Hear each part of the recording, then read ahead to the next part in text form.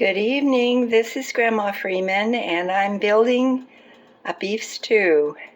I put my stew on about an hour ago, or a little over an hour ago, and I breaded it with some flour, salt, and pepper, and I braised it in this same pot on all sides to brown it just a little bit, and then I covered it with 4 cups of water. The beef is about a pound or maybe a little over a pound, and I cut some of the fat off.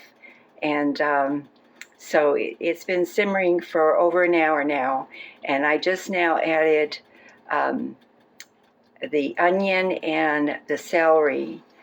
When I put it on, I added 2 cloves of garlic, minced very fine. I also added 2 bay leaves at the beginning when I added the water, and I added some chopped up oregano from my garden. And so this has to cook for about another hour. And so I have already gone ahead and peeled my carrots and potatoes and chop those up into bite sizes. And there's 5 carrots and 4 medium-sized potatoes there. This here is what was left of the flour and salt and pepper, and I added about a half cup of water there, and I mix that all together. And if I need to, at the end when I'm cooking the carrots and the potatoes, I may add that in just before I add the carrots and the potatoes to thicken the gravy. But it's pretty thick already. I'm not sure I'll need to.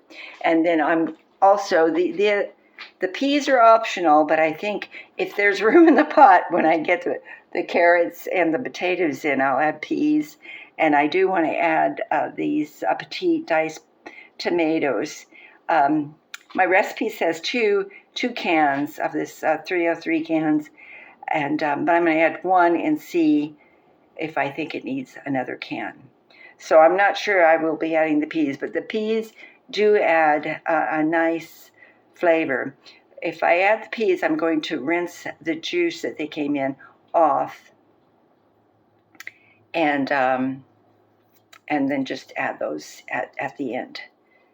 And when I'm going to cook this until maybe 15 minutes till 6, and then I will add the potatoes and carrots in, and then and the tomato, and maybe the peas, and then cook it for about another 15 to 20 minutes, or until the potatoes and carrots are tender. And that's our supper tonight.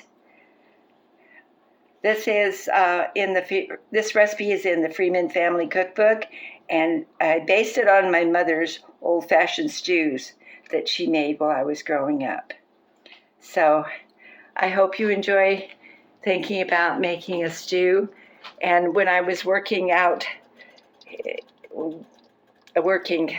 a young woman, there were many women that would talk about making a pot of stew on Sunday and eating it all week. Well, that's going to maybe happen a little bit, because now that school's out, I'm going to be needed to go over and sit with my granddaughters during the day while their parents are working. So this may be all I get in the evening, if there's any left after I get it. I'm sure there'll be leftovers for tomorrow, maybe even Christmas Eve. So this is a very healthy, good thing. Those are chopped up onions and celery in there. And it has some garlic in there too. So this has to simmer for a while. And I'm going to turn that heat down so it doesn't start to boil too much. Turn it down to keep it simmering. And I'll check on it and stir it so it doesn't stick to the bottom. Well, I hope you enjoyed this. Please like and subscribe. Bye now.